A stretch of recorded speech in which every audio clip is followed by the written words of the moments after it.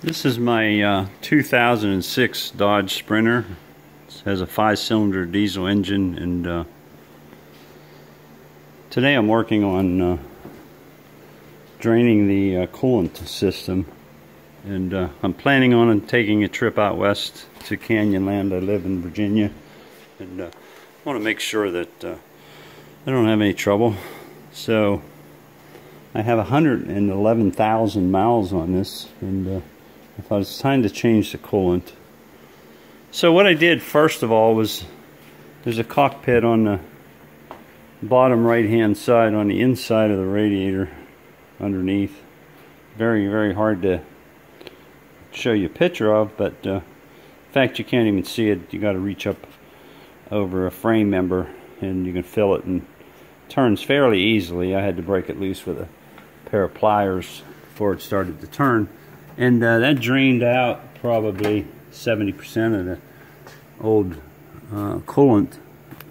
And then the other thing I had to do was back in the on the side of the engine block, there's a pipe plug, and I'm trying to see if I can make sure you can see that.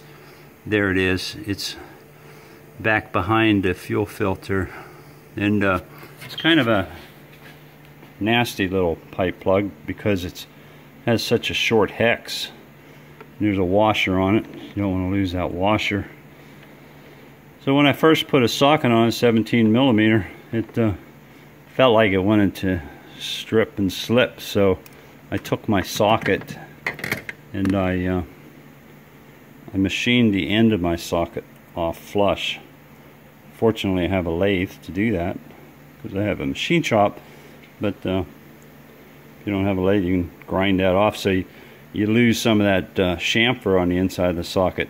And then it ensured that I had good engagement on the hex, and it came loose right away once I cracked it loose. Didn't slip. So alright, so I thought, well, after I got the plug out, I put the garden hose in here and I ran water through it for quite some time. There's a drain underneath in the garage that picked it up and took it on out.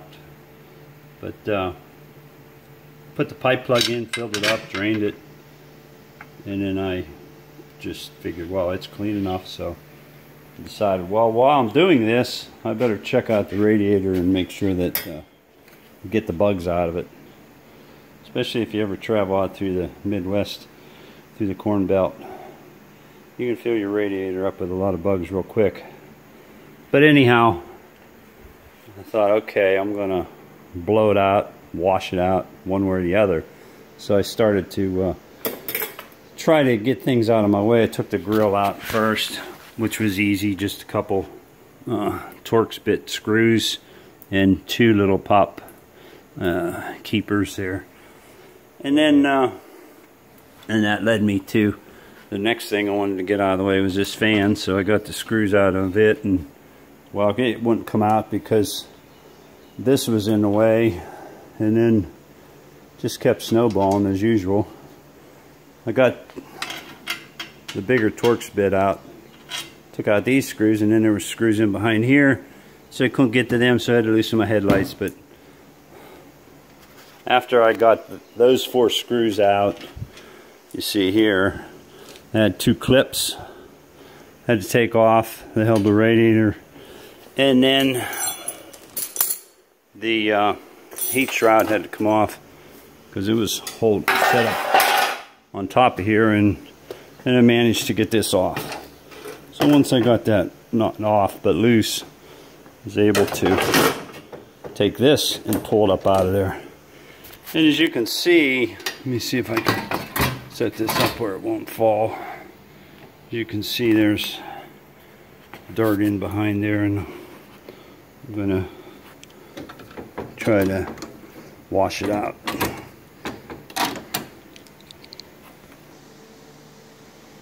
I did some more disassembly. I had to take a bracket off that held the electric fan. I pulled the fan up out of the way and over to the side. Then it got me into a bar that was across the top here.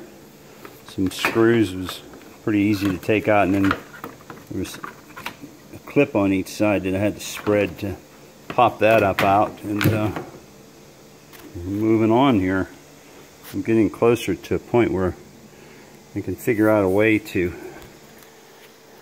get down in behind here and blow this out real good without tearing the whole thing apart, but we'll see.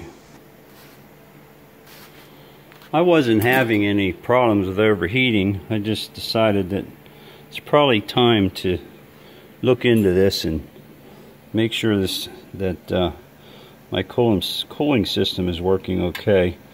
Well, I just ran into an issue that's very concerning. Trying to see down in between, and there's like 3 radiators here. Probably one coolant for transmission, I don't know. I'm not a mechanic, I'm just a do-it-yourselfer. Just trying to, I couldn't find a video online of how to do this, and I thought, okay, I'll make my own as I go. So, but there's a lot of stuff down in there, and I'm going to keep disassembling and see if I can get to it.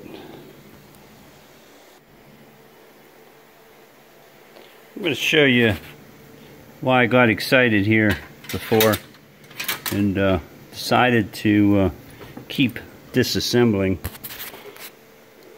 Now remember, I don't have any overheating problems, but see all those bugs down in there and garbage? That's what happens if you buy an old vehicle that has over 100,000 miles on it. And it has to have an impact on the coolant system. So I'm gonna,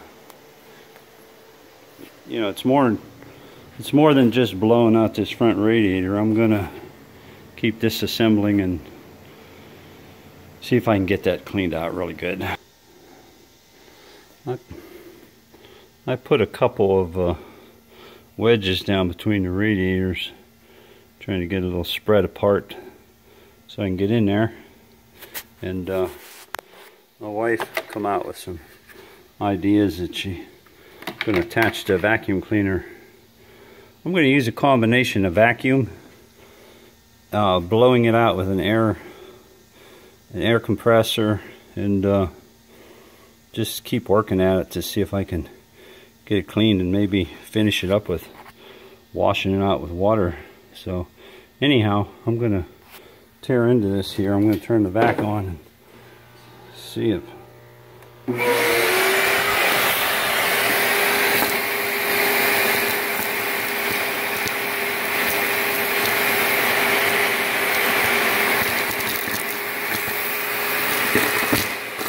Wow, that's something else, I'll tell you.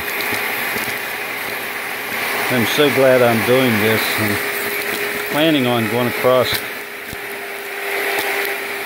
the southwest to Arizona, New Mexico, over in the canyon land.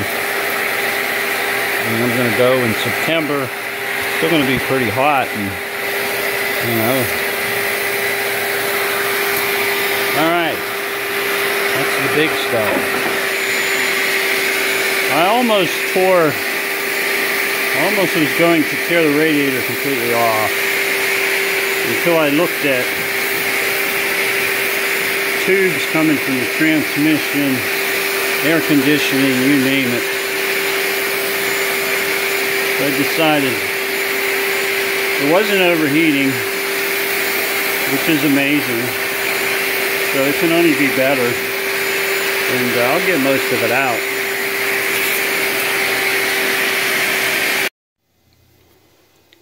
I took one of the attachments my wife loaned me from the home for the sweeper, and I cut it on the bandsaw, and it's amazing how much side suction it creates. Let me turn it on and show you. It's pretty awesome. So I was able to go along it and just keep vacuuming, and I got all the big stuff out of it. It's pretty good now. It's better. Now I'm sure there's a lot of small stuff in it yet. And I'm going to use a air hose. The vacuum cleaner attachment that I modified worked very well to get almost all the dirt out of the radiators. But in addition to that, I took my air gun and I modified the tube on the end of it. This is something I made. And then I sanded the side so it blew out the side. And I was able to reach down in behind these and blow them out. I even loosened this, pulled a few clips out of this shroud cover, and was able to get in behind that one, and then I worked in behind the second one and the third one. Did a little research online so it'd be a little smarter. And this is your main radiator. This is the turbo cooler, and this is the AC unit. So I'm going to put it back together now. One more thing I need to mention about the blowgun. A standard blowgun has holes in the side, makes it safe. And if you modify a blowgun, you need to turn the air pressure way down, maybe even below 30 psi, and wear safety glasses and be very careful. I almost have this all put back together, and as I was reassembling, I was thinking about how on earth did all the bugs and leaves and things end up in between those two radiators. And before I put this last grill part on, I want to note the gap in here.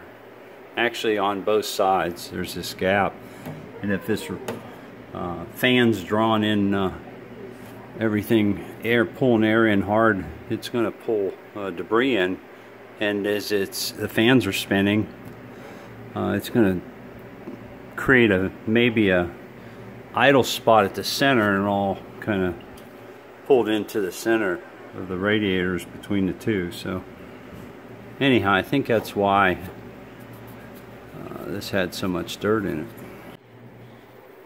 I just went for a long ride. I left it running in the driveway for about a half hour, and then I went about 15-20 miles. Took a long time for it to heat up, which was nice. I didn't think it was going to. Eventually it got up to about 185 degrees, so that's pretty normal. Maybe a little bit on the lower side, which is good. This is what I ended up taking out of the old antifreeze there, and antifreeze is very dangerous to animals, so I'm going to dispose of that properly. I'm going to take it to my landfill, and they have a container that I can dump it into. This here is the first drain of water that I took out. I caught most of it. I'm a little reluctant to dump that down the drain, so what I'm going to do is, I have a wood stove in my garage. I'm going to put it underneath the wood stove and let it set in a metal container, an open tub or buckets, and in a few months it'll evaporate and be left a little bit of oil residue in the bottom, which I can wipe up and dispose of properly. I was told, I forget how many quart this held, but he said I needed to buy 3 containers. I bought 3. He said you're going to use 2.5 or so. I only managed to get, I measured what I took out, and I took out 2 containers, so I ended up putting 2 containers in. And why I didn't get it all, probably maybe there's some in the heater cord I didn't get out. For more videos on this Dodge Sprinter, go to realityrv2.com. Thanks for watching.